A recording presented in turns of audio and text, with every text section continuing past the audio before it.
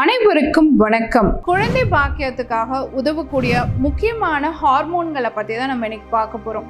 ஏன்னா சமீப காலமாக குழந்தை பாக்கியத்துக்கு முயற்சி செய்யக்கூடிய பெண்கள் உடல் அளவில் எந்த அளவுக்கு கஷ்டப்படுறாங்களோ மனதளவில் பெருசாக பாதிக்கப்படுறாங்க. அதையெல்லாம் எப்படி சீர் செய்யணும் அப்படிங்கிறத தான் இன்னைக்கு பதிவில் நம்ம பார்க்க போகிறோம். என்டார்ஃபின்ஸ் அப்படின்னு ஒரு ரசாயன பொருட்கள் இருக்கு. இந்த என்டார்ஃபின்ஸ் அப்படிங்கிறது பார்த்தீங்கன்னா உங்களுக்கு மன மகிழ்ச்சியை குடிக்கக்கூடியதாக இருக்கு. டிப்ரெஷன், ஆன்சைட்டி இதெல்லாம் குறைக்கிறதுக்கு இந்த என்டார்ஃபின்ஸ் ரொம்ப சப்போர்ட்டிவாக இருக்கும்.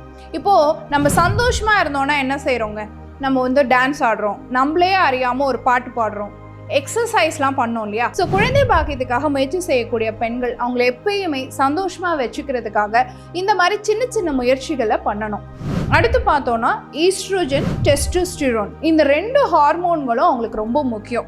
மனசு ரொம்ப அமைதியாக இருக்கணும் அப்படின்னு வச்சுக்கோங்களேன், மனசு ஹாப்பியாக இருக்கணும், டிப்ரெஷன் இல்லாமல் இருக்கணும் அப்படின்னா, மைண்ட் எலிவேட்டடாக இருக்கணும் அப்படின்னு சொன்னாலும் அவங்களுடைய இனப்பெருக்க ஹார்மோன் மண்டலம் சீராக இருக்கணும். ஆணாக இருந்தாலும் சரி, பெண்ணாக இருந்தாலும் சரி, அது சீராக இருக்கணும் அப்படின்னு சொன்னால் இந்த ஈஸ்ட்ரோஜனும் டெஸ்டோஸ்டிரோனும் ப்ராப்பராக இருக்கணும். அதுக்கு சின்ன சின்ன மூச்சு பயிற்சி, சின்ன சின்ன உடற்பயிற்சி, முக்கியமாக நல்ல தூக்கம், இதெல்லாம் ரொம்ப சப்போர்ட்டிவாக இருக்கும்.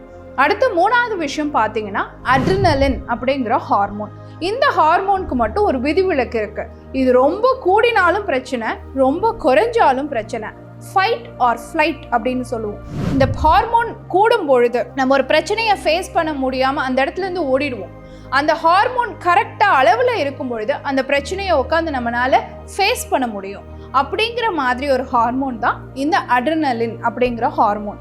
இதுவுமே பெண்களுக்கு குறிப்பாக அந்த பிஎம்எஸ் சிம்டம்ஸ் இருக்கக்கூடிய காலகட்டம் இருக்கு இல்லையா, 2வது 15 நாள், அந்த காலகட்டத்தில் ஒன்று நான் கன்சீவ் ஆயிடுவேனா இல்லையா அப்படிங்கிற ஒரு மனநிலையை கொடுக்கக்கூடிய ஒரு ஹார்மோன், பதட்டத்தை கொடுக்கக்கூடிய ஒரு ஹார்மோன் இந்த அட்ரினலின் தான்.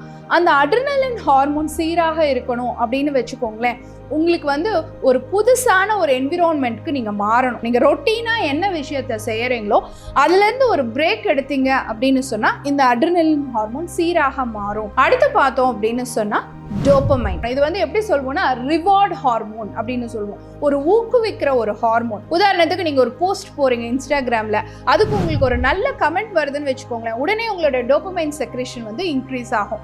அந்த மாதிரி சின்ன சின்ன ரிவார்ட்ஸ் உங்களுக்கு நீங்களே கொடுத்துக்கிறது, மற்றவங்க உங்களுக்கு கொடுக்கறது, உன்னால முடியும், உனக்கு அடுத்த சைக்கிளில் சக்ஸஸ் ஆகிடும் அப்படின்னு சின்ன சின்ன விஷயங்களை அவங்களுக்கு என்கரேஜிங்காக நம்ம பேசும்பொழுது அவங்க டோபமைன் செக்ரேஷன் இன்க்ரீஸ் ஆகும் பொழுது அவங்களால இயற்கையாக கருத்தரிக்கிறதுக்கான வாய்ப்பு இருக்கிறதா சொல்லப்படுது.